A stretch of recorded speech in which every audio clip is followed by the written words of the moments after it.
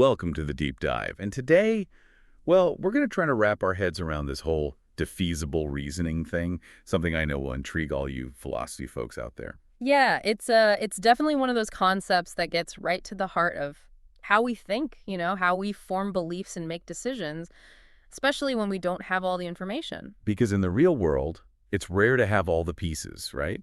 It's like trying to solve a puzzle with half the pieces missing. Exactly. And defeasible reasoning, well, it's kind of like it gives us a way to make those educated guesses, to fill in those gaps based on what we know, what usually happens. So instead of those strict logical deductions where the conclusion has to be true if the premises are true, we're dealing with something a bit more, well, flexible. Yeah, flexible, tentative, you could say.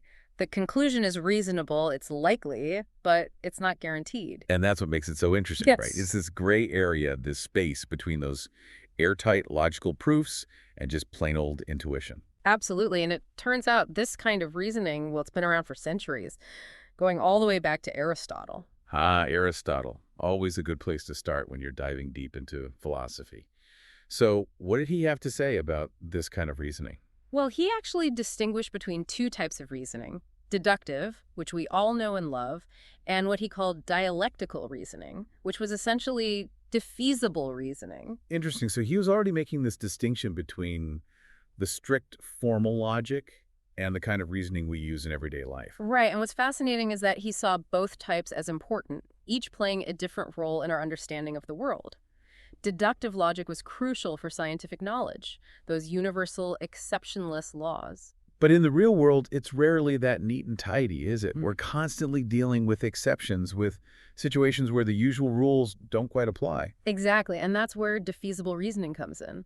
It allows us to make sense of those messy situations, those cases where the general rule might hold true most of the time, but not always. And to help us navigate this whole defeasible reasoning landscape, we've turned to the trusty Stanford Encyclopedia of Philosophy. A great resource for any deep dive. It really is. And their entry on defeasible reasoning, well, it's packed with information, from its historical roots to the different approaches people have taken to trying to formalize it, to pin it down logically. It's not an easy task, that's for sure, but it's one that philosophers and logicians have been grappling with for a while now. Especially with the rise of artificial intelligence, right? Because those poor computers really struggle with the messiness of the real world with all its exceptions and nuances. Oh, absolutely. It's like those classic AI problems, the frame problem, the qualification problem.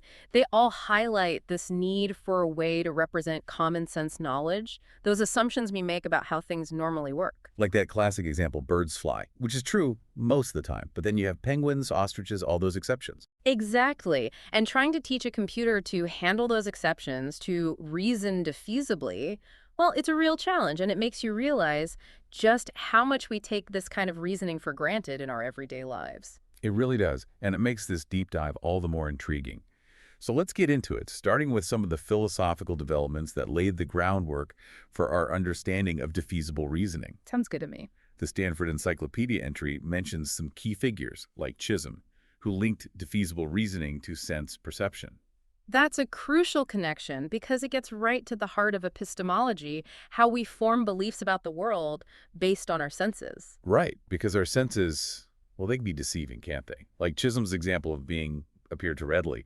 Just because something looks red doesn't mean it actually is. It could be a trick of the light, or maybe you're wearing those funky color distorting glasses. It's a great example because it shows how even our most basic beliefs, those based on direct perception, are still subject to revision. They're defeasible. Precisely.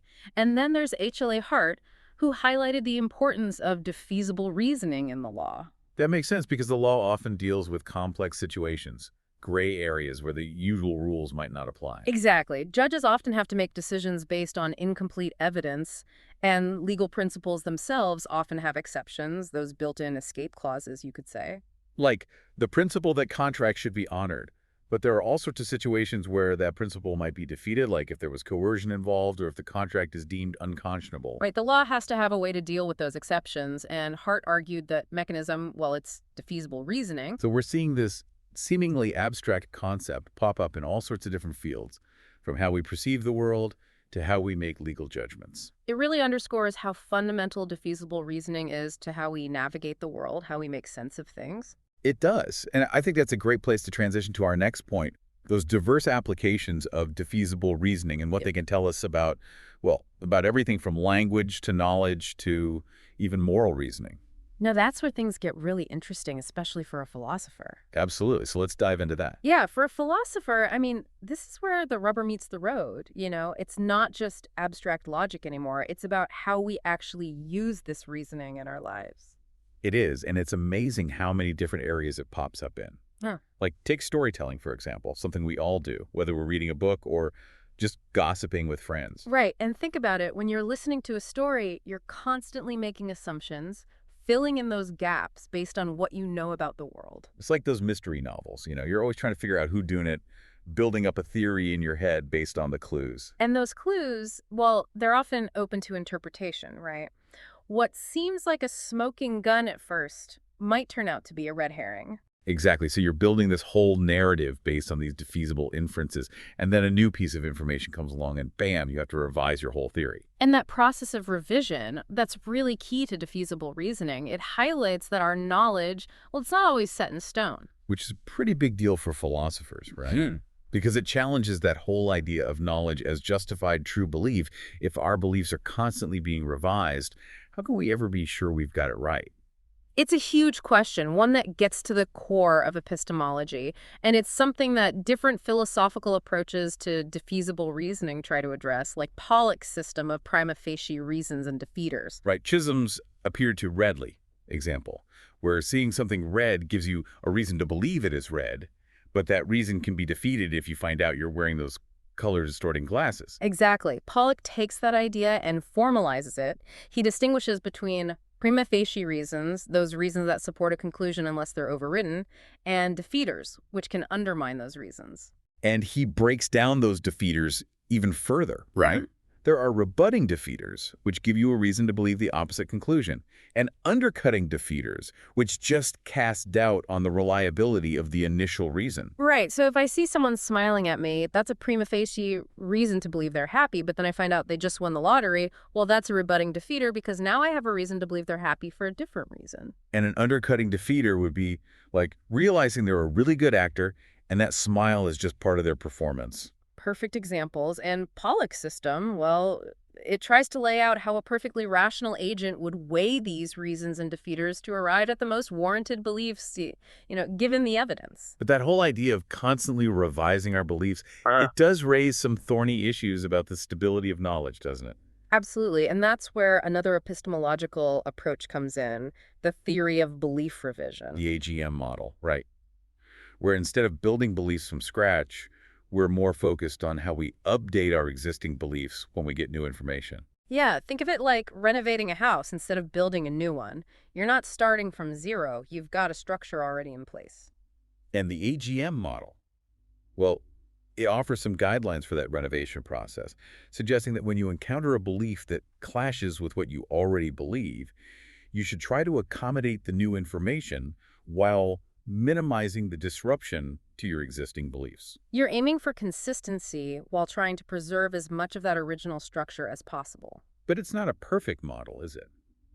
The Stanford Encyclopedia entry mentions some limitations, like its difficulty in handling those default rules or those nested conditionals. Yeah, it's not always equipped to deal with those subtle nuances of how we use language and how our beliefs are interconnected. So it seems like we need something more, something that can capture those complexities, and that's where formal argumentation theory comes in. Right, instead of just looking at individual beliefs, we're now zooming out and looking at the structure of arguments, how different arguments support or attack each other. It's like a philosophical debate where different ideas are competing for dominance. Exactly. And in this theory, the key concept is that of an admissible set of arguments, which means a set of arguments that can defend itself against any attacks. So it's like a fortress able to withstand any siege.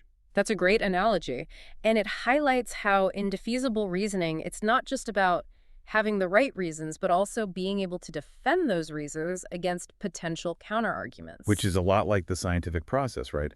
Theories are constantly being challenged and refined based on new evidence. Absolutely. And that adversarial aspect is crucial for how knowledge evolves, how we arrive at more robust, well-supported beliefs.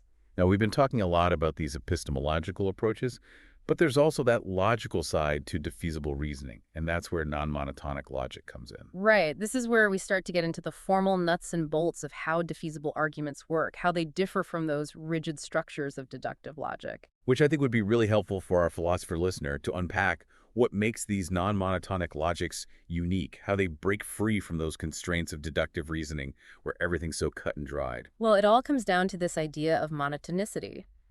You see, in deductive logic, if you have a conclusion that follows from a set of premises, adding more information to those premises, it won't change a thing. The conclusion still holds true. It's like building a tower, each block rests securely on the one below it. But in the real world, things aren't always so straightforward. Sometimes new information can completely change the picture. Right, it's like finding out that the seemingly solid foundation of your tower was actually built on sand. Exactly, and that's where these non-monotonic logics come in. They allow for that possibility of revision, that our conclusions can change as we get more information.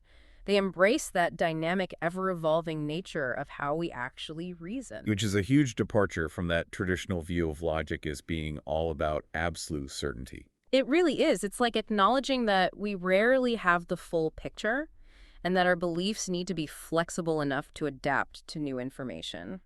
And the Stanford Encyclopedia entry talks about how several different systems of non-monotonic logic have been developed, each with their own way of handling this issue of revision, this non-monotonicity. Right, like default logic, which was one of the first ones on the scene. It uses these things called default rules, which are basically rules of thumb that we apply unless we have reason to believe otherwise. So like the classic birds fly example, that's a default rule. But if we then learn that the bird in question is a penguin, well, that exception defeats the rule. Exactly, it overrides that default. And default logic, well, it's a powerful tool for capturing this kind of reasoning, but it does have its limitations. The Stanford Encyclopedia entry mentioned that it sometimes leads to these situations where you have multiple possible sets of conclusions, which can be a bit tricky to handle. Yeah, and it also struggles with those undercutting defeaters we talked about earlier, those defeaters that cast doubt on the reliability of a reason without directly contradicting the conclusion. So while default logic is a good starting point, it seems like we need more refined systems to really capture all the nuances of defeasible reasoning. And that's where things like circumscription come in. It's a different approach based on the idea of minimizing certain properties unless we have explicit information that they hold.